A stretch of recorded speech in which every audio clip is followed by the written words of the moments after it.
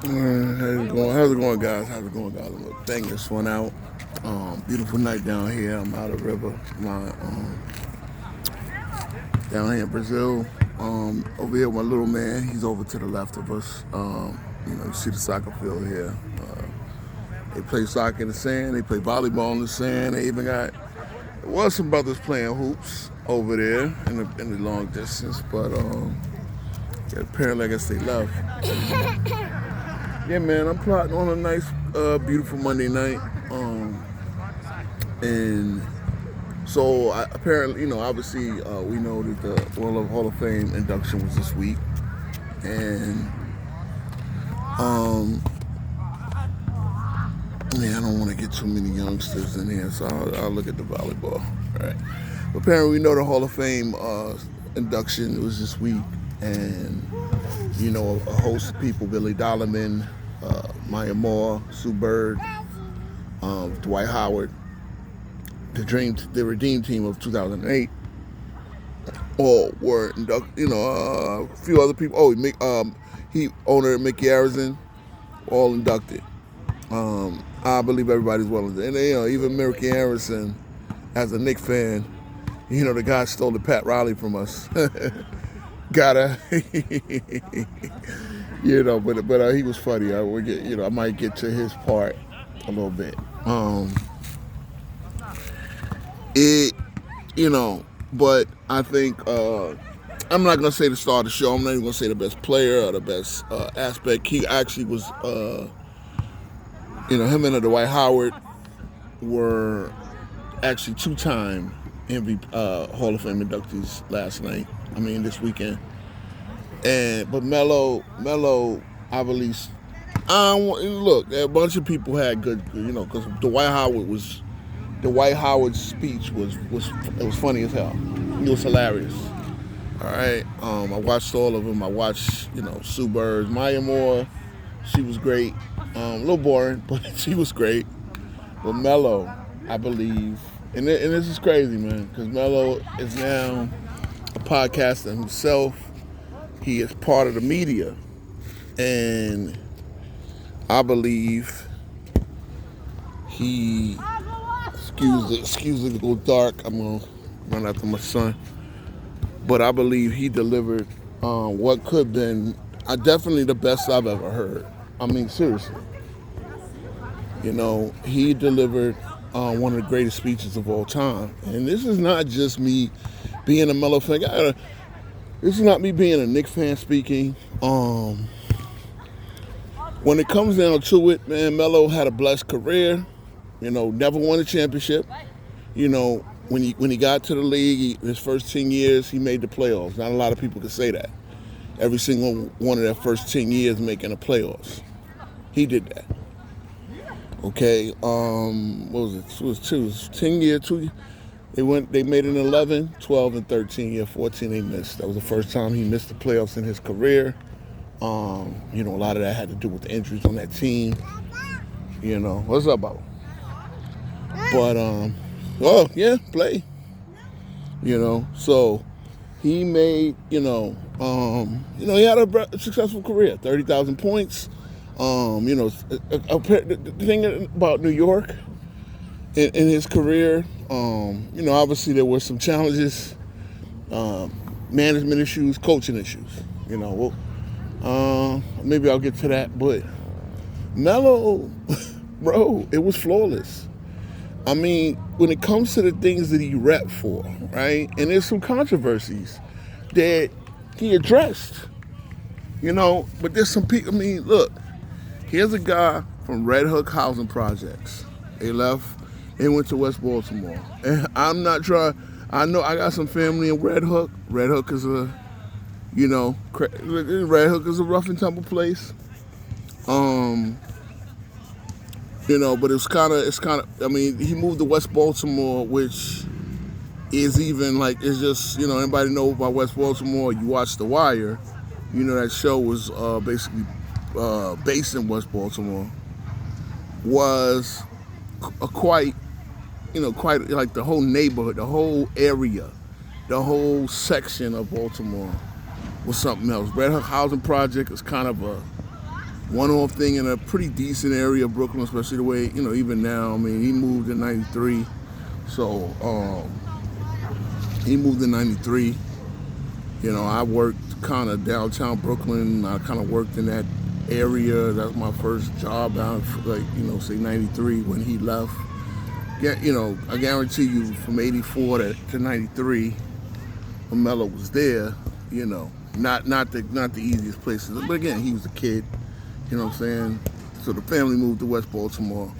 The rest of his story, he, became one of the best players in the nation.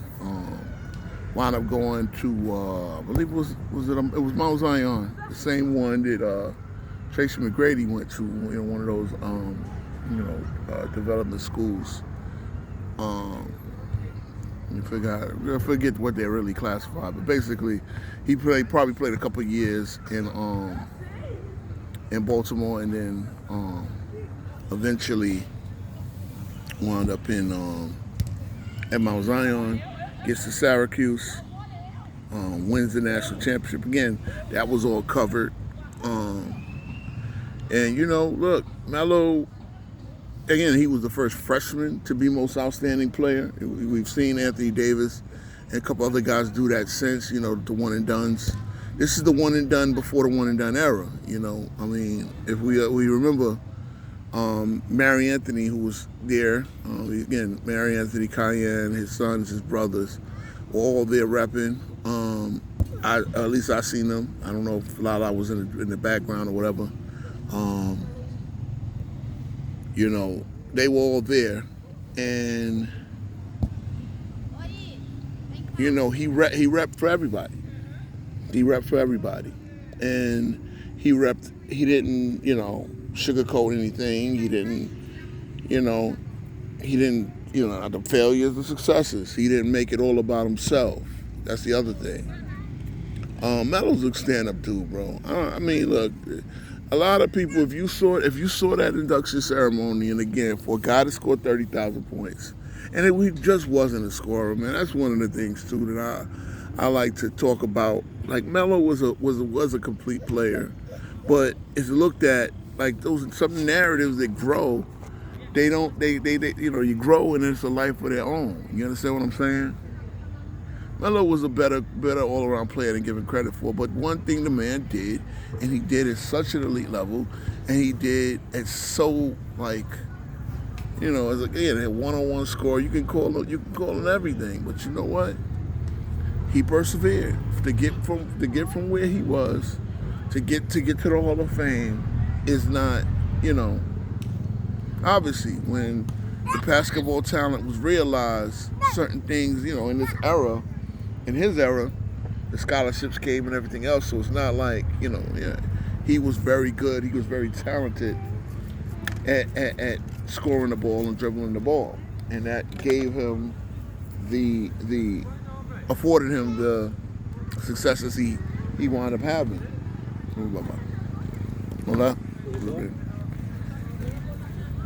That afforded him the successes he wound up having in his career and his life. Guy's not his thing. Melo was never the guy to complain. That's just, look, I wanted LeBron James to come to New York. Obviously, who wouldn't want the best player in the game? And I wound up settling on Melo. And for all intents and purposes, the situation should have worked for the Knicks. And it had moderate success, and then it wasn't really realized. And then Melo had to basically spend the rest of his career latching on, But Melo didn't cheat the game, man. That's the one thing. He didn't cheat the game. You want to say he wasn't the greatest defender? You want to say he didn't pass the ball enough? Melo played his game, and he was excellent at doing it. He was really, really good. Really good player. But, again, he was on some real life shit. He repped everybody that needed to be repped. He repped his daughter that, he had in an extramarital affair, right? She's there. Maybe that's why Lala might not have been right there with Cayenne and her. I mean, who knows how sore that is. That's a personal issue. But guess what? He talked about fatherhood. He talked about brotherhood. He talked about his mother. He shouted out his late father. He shouted out Puerto Rico. He talked about the Knicks. He was real. That was real. And again, man, the man talked about some real life shit. The man talked about some real life shit. So when I look at it and I react to it, I really think it's it's probably the best. When I watched the YouTube video on it, the comments said it. A lot of comments said it, and I agree with those certain comments. Best Hall of Fame speech ever, man. Dwight, funny as hell. And it was cool seeing Shaq up there, man.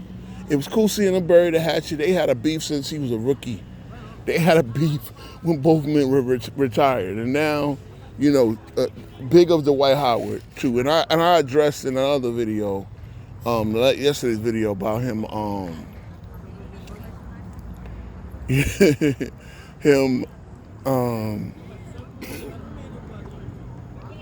going at LeBron and him and Mickey Everson. This is crazy. It's funny. And look, for all intents and purposes, LeBron was pretty good. LeBron was pretty cool up there because they showed when the Dream Team, the Redeem Team was up there, and he was cool. He didn't necessarily make it by himself. I think his PR team is making it about him being the only top 10 player to still be active and made it. You got inducted as a team, my sir, and that's good. It's your longevity.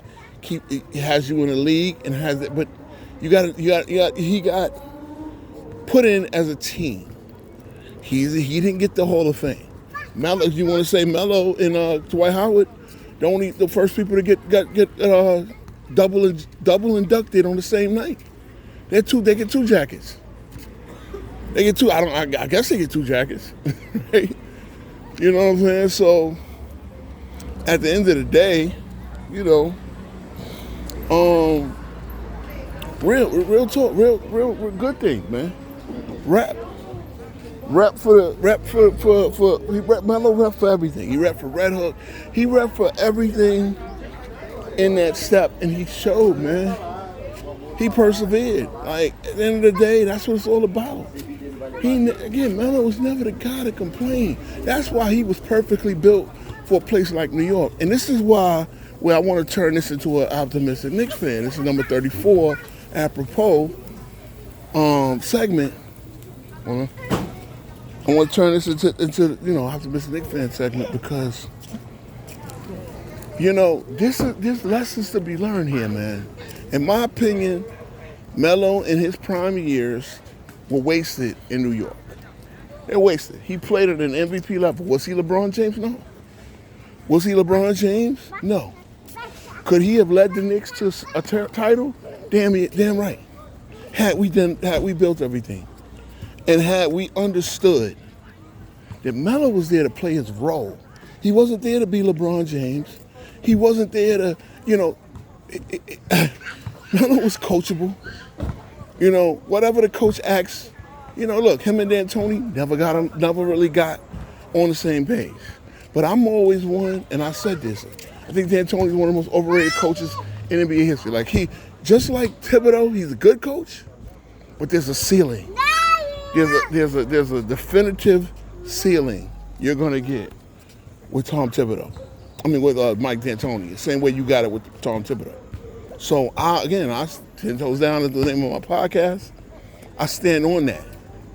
Like, how many jobs at least Thibodeau got what, 2-3 jobs? All right, he got 3 jobs. How many jobs has Mike D'Antoni got? How many? Let me tonight. All right, optimistic Knicks fan. How many chances did they get? Guy never got past the conference finals. And yes, Thibodeau, it's a shame, right? Oh, look, you had a chance at a championship. You were the 3rd seed going against the 5th seed, I believe. Maybe in the end it was 4th. But the Knicks were for the balance of the season much better than them. And I believe, and I stand 10 toes down on it, they were better going into the series. they were playing better. They had beaten a better team. Okay? So the idea that, look, I'm gonna just, because it's something to learn. I take from the past, I take a past lesson, and then I apply it. I apply it to what we need to do in the future. The Knicks are coming into a golden opportunity. It's like we had a golden opportunity to get to the finals and possibly win last year.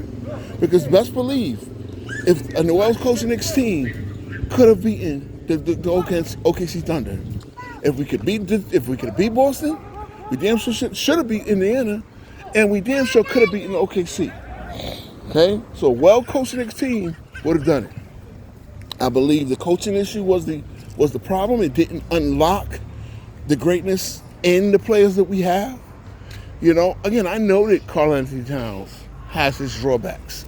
I know that Jalen Brunson has their drawback. But a good thing about a good coach, you don't need perfect players to win championships. There was no perfect player.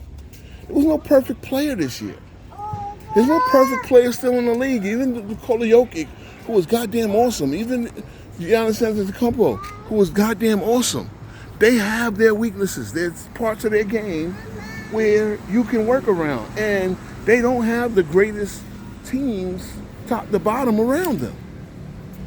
So, again, the Knicks have put into play. And I know that the media won't glaze them. And I know,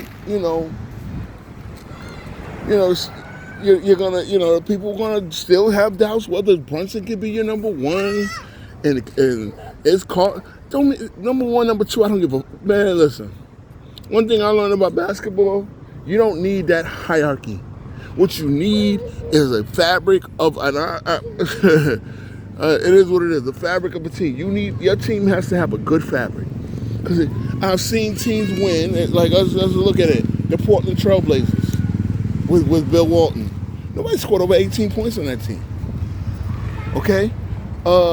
You've seen the team in the Washington Bullets. This era is a lot like the 70s. It's a lot like the 70s, where there is a certain level of parity in the league. There is a certain level of parity in the league. And it's why it was wide open last year. I called it at the beginning of this decade. In most years, that the championship is going to be a wide open proposition. Okay? So this idea that you guys know, like I just say, OKC is repeating. Well, no, it's gonna be OKC could repeat, but the idea that it is a done deal. No, it is not. It is not a done deal, and they're gonna battle like everybody else. Everybody is starting at 0-0, and really. Coaching, performance, no one is just showing up and becoming a contender. You're gonna have to put it together. You're gonna have to get it all on one accord. And the Knicks have everything they need. They have the bench. Like last year, the bench was an issue, and I don't think because we didn't have any guys to score off the bench or we didn't have any talent. I thought the bench was an issue because Thibodeau did not play them. Thibodeau was too stagnant. And I feel, and I think that we got the coach, to do it. We got the coach to bring it out of the Knicks. I believe we have the coach to actually unlock the talent that the Knicks have. The Knicks all have an overwhelming amount of talent. They have two guys who scored 60 points in a game right now. They got two guys who should be a walking 25 points a game. And guess what? We might not need Brunson to get 25. We damn sure don't need him to get 28. But guess what? He can on every night. The same way that Karl-Anthony Towns on any night can drop 40. So, I was told that the Knicks don't have a clear-cut number one. Why does it matter? They got two guys that can drop 25 in their sleep. They got every night. We also got two guys that can drop 30 to 40 to 50 any night. And then you have a bunch of other guys that can drop 20 in their sleep any night. Then you have a Josh Hart who really should be anchoring and leading a bench core. You have a a Jordan Clarkson, who was instant offense off the bench. You have a Yabusele, who's athletic explosion at the forward position off the bench. You have guys that can step in roles when somebody gets hurt. Everything we need. This is what I'm gonna bring it back to Melo. This is what we didn't have. We had one-off teams in the Melo era. We had teams that were one-off in the Melo era. We had guys like Jason Kidd came in, provided a lot of facilitation, leadership. That was his last year. We couldn't bring him. We wasn't bringing him back. So Pablo Prigioni and guys, he was long for the coach's seat. Not too long after that. You know what I'm saying? So, you know, this is a golden opportunity, and to learn from a Melo. Like, Melo was the guy who was good enough to lead us to a championship. Now we got two guys who, I don't think either one is as good as Melo was in his MVP type year, but I know that they can be unlocked. And this is the thing. You do it as a team. This ain't about, just like the Redeem team, this ain't about one guy. Let's keep it real. A team of Wade, Melo, Kobe, Chris Paul, Dwight Howard. Was Murray on the team? I'm not sure. Jason Kidd?